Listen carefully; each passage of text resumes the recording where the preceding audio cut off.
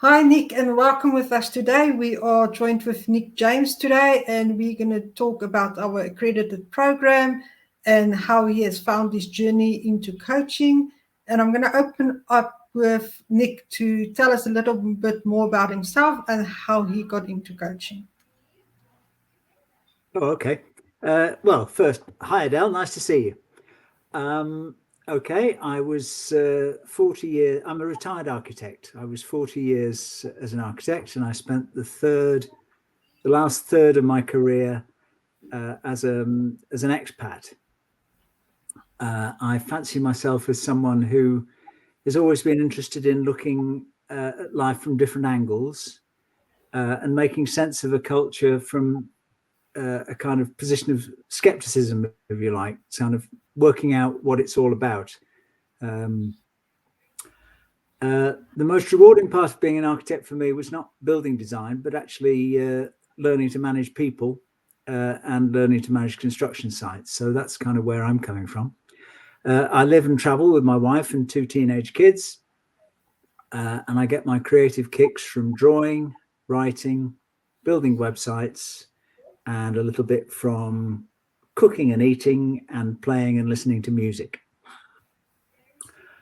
Um, how I came to coaching, I was introduced to coaching by my wife, Anya, who you know.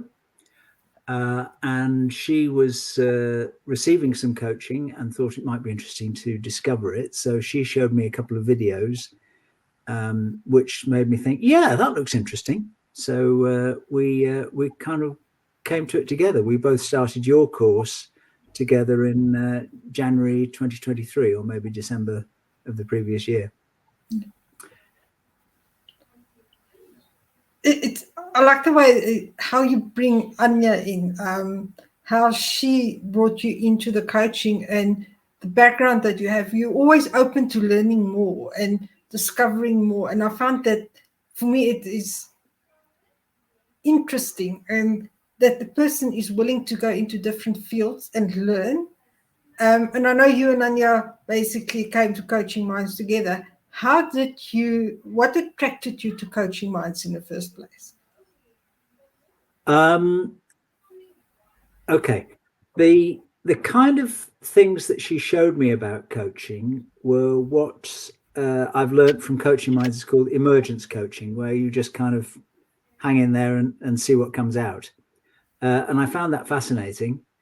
Um, what attracted us to Coaching Minds specifically, honestly, I don't know, because Annie did the research and I paid the check. So we just came into it as a job lot. So you'd have to ask her about that. But I can tell you what I like about Coaching Minds, but I can't tell you why we came to it, because that was the brains and management of the organization.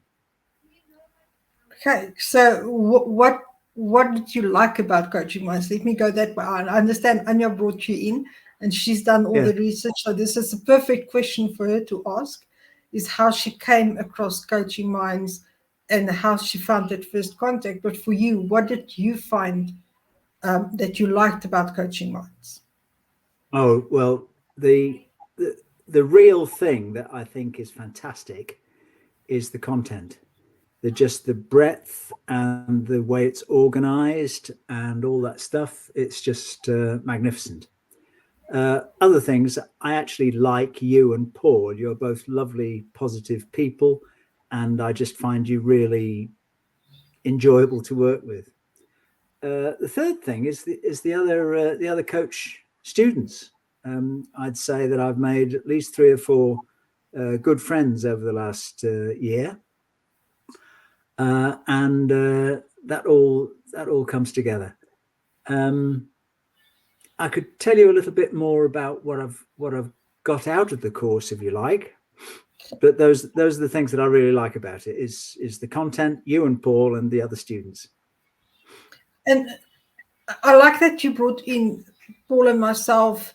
We're very humble people, so we won't go into much detail with that. But we also like Very every humble. single person that joins the course, and we like the interaction and getting to know people. Like Mm. you say, you've made those friends with the other coaches, and you've started building different relationships from the basic community that we have. And you nicely offered, and that was going to be something else I wanted to discuss with you, is how did you find the other coaches and the supervisors in the program and the support that you've received while you were on your certification journey? I know you are already certified.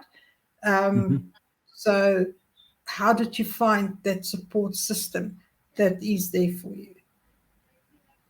Awesome. I mean, again, you and Paul have always been there to explain stuff and to run through it. Absolutely tireless and enthusiastic, and yeah, just wonderful. And there've been times in my own research and reading around the subject when I haven't always agreed with or taken exactly what you've said, but it's always been a very positive discussion, which I've had with you both. Things that I actually got from it, I really enjoyed the module 3, the cognitive behavioral coaching, and all this stuff about well, all those different kind of just learning about these different ways of looking at the way that we look at the world. Because I've never been somebody who's been interested in self-improvement. Whenever Anya and I have often gone to bookshops together, and I would always tend to look at the illustrated books and the comics, and also art books and things like that. And Anya would always be looking at the self-improvement books, and I always thought, what is this? You know, what's all that about? And I just wasn't interested, and I'm still not really. I think what I really love about coaching is it just lets you open up and look at yourself and put yourself up there for your own judgment. Really, that's what I've got out of it. So anyway, sorry, I'm rambling a bit. So there's two things. There's what I've learned as a trainee coach, and the things that I've really enjoyed, as I say, the cognitive behavioral coaching and the the narrative coaching.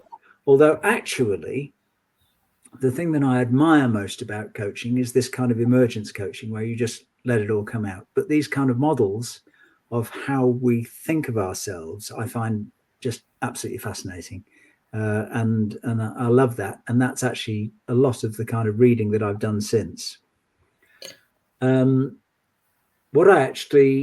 other thing that I got from the course was when you are acting in the client role, just discovering how somebody else sitting there and doing nothing but grunting occasionally, or repeating back to you what you've said and then asking what you meant by it, is just incredibly good. And I realized immediately, the first time I ever acted as a client outside of one of our workshops, I just decided I'm just going to be absolutely honest. I'm just going to lay myself bare. And it was brilliant. Just that experience of being allowed to be honest and knowing that the other person is going to be respectful of what you say, helped me sort my life out, basically. Great. I would say my life has improved as in playing a client role, and also I've learned an awful lot from the stuff that I've learned in playing the coach role. So it's been an absolute win from both sides, from my point of view. I like the way that you bring in that you had that experience as a client and what that has actually done for you. And it's particularly that you say you didn't really enjoy or had that interest in the self-development books from a bookstore. But through this, you basically sort of touched on self-development and implemented, but from a different perspective, in a different way, in a more practical way. And also what you shared is the different styles of coaching that you've learned through the program, that you brought up through the modules. And then there's also the different tools.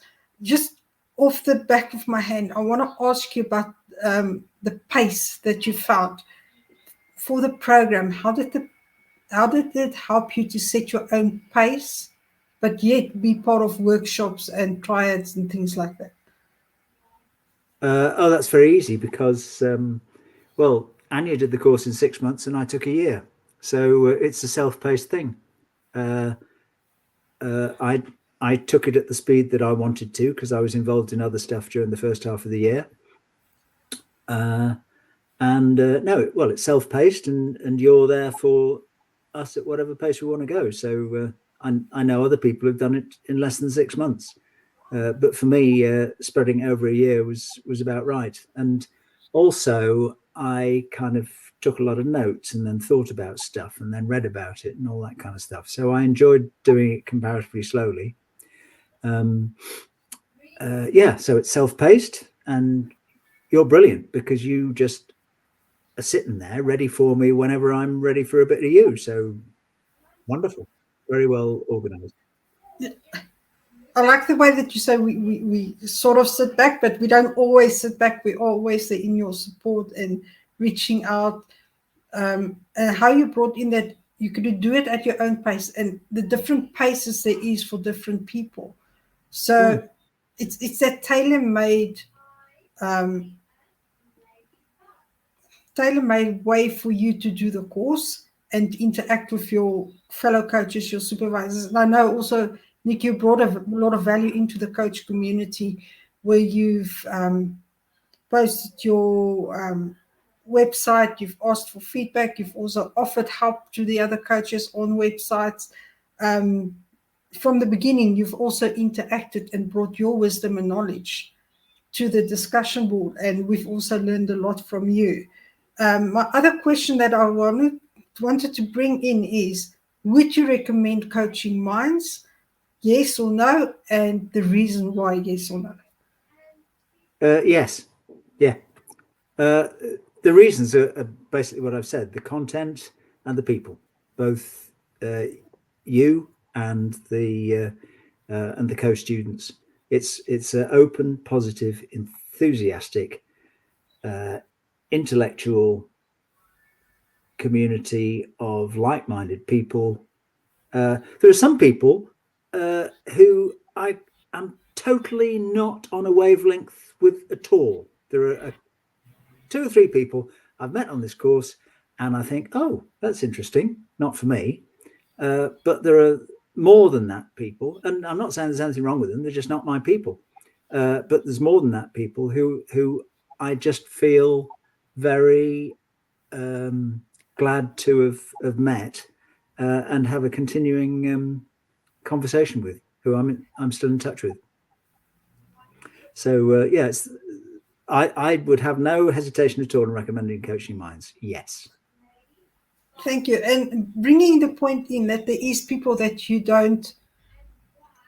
met on the course, but you don't form that bonds with, but yet there is that interaction. In the workshops, in the seminars, that you still do have that connection, but you have deeper connection with others that is more aligned with you. So it just gives that diverse spectrum of the different people in the course. And we are nearing the end of our conversation today. So my next question is to you: what is your future coaching journey looking like for you? I know enough about myself now to know that I will not be a professional coach. As far as coaching goes, my role is to support Anya, who is enthusiastically working on her own branding and marketing and all that. So my coaching role is to support Anya. Having said that, there are a couple of people who I do coach, but I think the thing is, I am absolutely not any kind of an evangelist, and I'm not going to ever persuade somebody that they need coaching. If somebody wants coaching conversations, I will have those conversations with them. And as you mentioned right at the beginning of the course, you can bring coaching techniques into other kinds of conversations. all of which is wonderful. You know, I can talk to my kids in a questioning, open kind of way. Brilliant, fantastic. But I will not be a professional coach, but that doesn't matter. The benefits I've got from it are well worth the course fee. I like the way that how you mentioned that maybe coaching is not for you, but what you've learned from it and how you can implement it in your daily life. It is not that you have to go and actually physically coach someone, but you can implement it, for instance, in your management styles. If you are in the corporate sector, how you can use those skills that you've learned during the course. You might not necessarily, like you, not wanting to be or going to be a professional coach, but if someone comes to you, still open to be of that guidance and assistance to everyone. Nick, I really want to thank you for answering my questions and being here today. Is there any last words that you might want to share with the people today? Not really. Thanks, Adele. It's been really lovely to see you. Okay. Thanks, Nick. Thank you. All right. Cheers. Thanks. Cheers.